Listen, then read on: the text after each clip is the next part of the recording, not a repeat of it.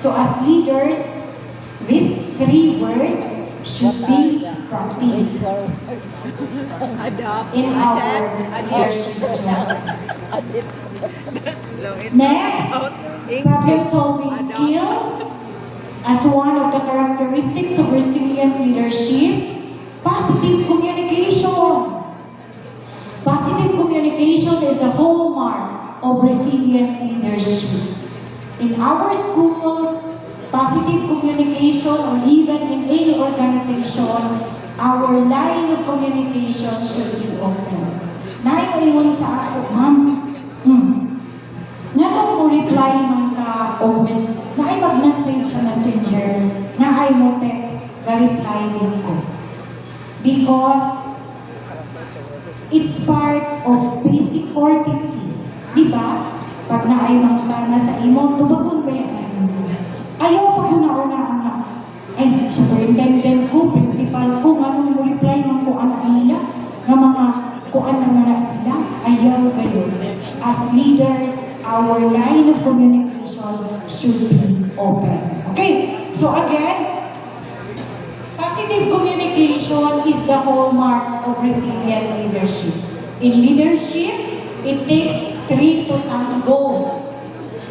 There is the leader, your teammates, and communication. Okay, one of the skills of a leader for a successful communication is the listening skill. Naabay diri sa ato, madikanit na maminaw, istorya ang ato mga kaubanan. Hina siya maayo. Now in listening, you will understand even the smallest voice in the room. Ito nimo madunggan kung sa'y dapat nimo paminaw sa ato mga kaubanan. Okay, when you talk, you are only repeating what you already know, but if you listen, you may learn something new. So listening as a skill of a leader is very important. So, to become as a resilient leader, we should start by building our personal resilience. How? To manage our stress or the stress management, work-life balance. Basig wala na mo nag-date sa inyong bana or asawa. Wala na mo nag-date sa inyong pamilya.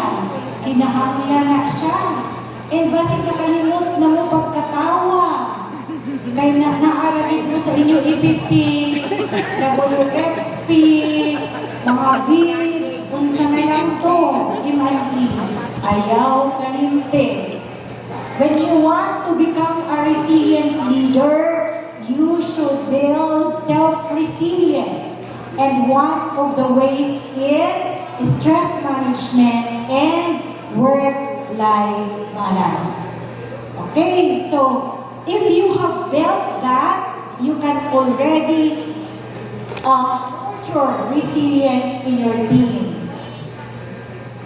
Okay, so leading through crisis, you should be prepared for whatever crisis. Pareha sa ato karon, ready na ta every time mag-ulan-ulan. Ato mga teachers, na sila yung mga, sa kanto, katong edukahon, di ba natin mga edukahon, flex path, ay mga modules, because we are already prepared for the crisis na mag-ulan or any mga natural calamities na dili mabugto ang ato delivery of basic education. Maintaining stability and focus. Okay, so continuous learning and growth are ways to move forward and thrive in navigating the adversities. Embracing a growth mindset, leaders, we should know this. When you say growth mindset, that's encouraging a positive attitude. You should know what is fixed mindset and growth mindset. And you can always share this to your teachers because there are teachers who are described to be fixed mindset. Kanang mo yung dayon nga, I want to avoid mistakes. Hindi ko gusto makasala ko, mao nang di ko maghimo og mga kanang mga mga suggestions ng mga fixed mindset na siya. Usahay mo ingon, I'll never be the smart. Ulukon naman kay ko, hindi ko kabaluhan na fixed mindset na siya. No? I know best. Oy, kabalo kay ko ana. Ako, suhito ko ana. Dili ayon ako tudluin kay suhito ko ana. Fixed mindset na siya. And this is good enough. Tama na ni. Sa ako man ang sobra. Di man madalas, langit. Diba? Fixed mindset na siya. And I give up. I surrender ko. And leaders, resilient leaders should be or should have growth mindset. Dapat mo imunta, feedback is valuable. Di kita masuko kung naihatag sa ato na feedback. No? And I improve with practice. Ako rin yung practice on. Ma-improve rin lagi ko. I won't give up. Mistakes help me learn. I won't give up. I won't give up. Is this my best word? Or kaya pa nila ako i-improve? So we should be, we should look at the details. Kay wala ka kabalo ba sinay panahon na fixed ka kayo ka. Musulti si supervisor, barahon na rin ito. Ay, dili naman, maulit ako kaya fixed mindset na siya. Dili na ka mangita, uglain pa maagi. Tulad ka, kaya ma'am, ako natin ko ma'am, pero dapat may resources. Wait, so as leaders, as resilient leaders, let us walk on the path of growth mindset. So, professional development, kinsa man diri sa inyo, nakahumata sa FA. Ma'am, una magbuta ko mga anak, ma'am. Padayon mo. Kay as professionals, it is your responsibility to continuously improve. To read books, professional books, dili ra Facebook. Pila naman ka professional books ato nabasa sa katong milabay na tuig. Bisag duha na lang ka pages per night. Ato na responsibility as professionals. So padayon pag-eskwela, padayon pagbasa, attend og seminars. And I commend the association for conducting this.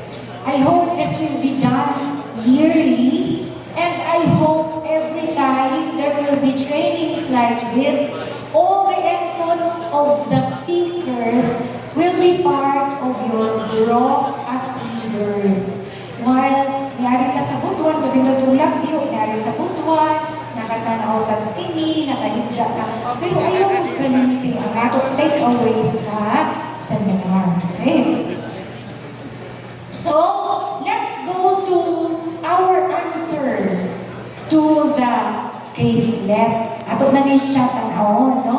Ang crisis, and then ang immediate, hindi maayo mamatarantar ka in times of emergencies and in times of challenges. Instead of panicking with a CEO, kaya diba, ipatawag siya sa CEO, usahan ang tendency na to, awayon na to ang CEO. Instead of panicking with the CEO, Sarah should adopt a calm demeanor. Kanang behavior ni mga kalmara. Ayaw pangaway, ayaw pagsingit-singit, no? And acknowledging the threat without being consumed by it. Second, focus on what is controllable. Kung unsa ray kaya nato sulbaron, maoy ato sulbaron. Pag dili na siya kaya, ayaw na. No? Sarah should stop worrying about the competitor's release and focus on what the team can influence. Next, embrace vulnerability. Sarah should be open. Same with sa ato organization sa school. Pag naay problema, ayaw itago-tago sa mga maestra. Istoryahin sila. You should be vulnerable to them and you should be honest to them. Next, avoid hero behavior. Sarah the entire workload on herself, which leads to burnout and sets a bad example. Kaya di ba nakabantay mo sa situation niya or sa iya immediate action, siya na lang ang trabaho. Dili na niya abilon ang iya team kay maluoy na siya. Pero that was not a good decision. Dapat dili niya sulufon ang burden. Second question, what steps should she take to manage the team's morale and energy? Transparent communication, cultivate connection, prioritize well-being, and highlight past successes. Okay. Next, third question. How should Sarah frame this failure for her team? View it as a learning opportunity. Separate identity from outcome. Focus on long-term purpose. Pwede niya inyong iyatin.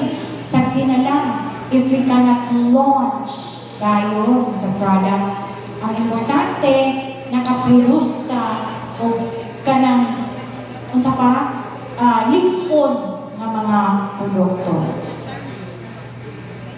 So, takeaways for resilient leaders, mindset, view change as an opportunity, not just a threat. Dili ta mahadlok for a change in our stations, change in leadership, dili ta mahadlok new policies and guidelines. It's just a matter of setting our mindset. Empathy, support the emotional needs of the team. Remember always, as leaders, we should appreciate and implement empathy rather than only sympathy. Adaptability, be flexible and willing to pivot. No? Kung paingon ka dito, ba't kinahanglan monitor ka, dapat flexible ka. Resourcefulness, utilize available resources to find creative solutions. To each and every one of you, of the many things that we have discussed, even your insights and inputs of the different speakers, above everything, above anything, finding the divine guidance and providence from God is the most important method, strategy, and shield in our leadership. Bisan unsaon pa nato pagkuha sa tanan mga inputs nato, bisan asa pa ta mo eskwela. Unsay pinaka-importante? Finding the guidance of the Lord. So dili kita makalimot pag-ampo, dili kita makalimot pagpangayo sa grasya sa Ginoo. Okay?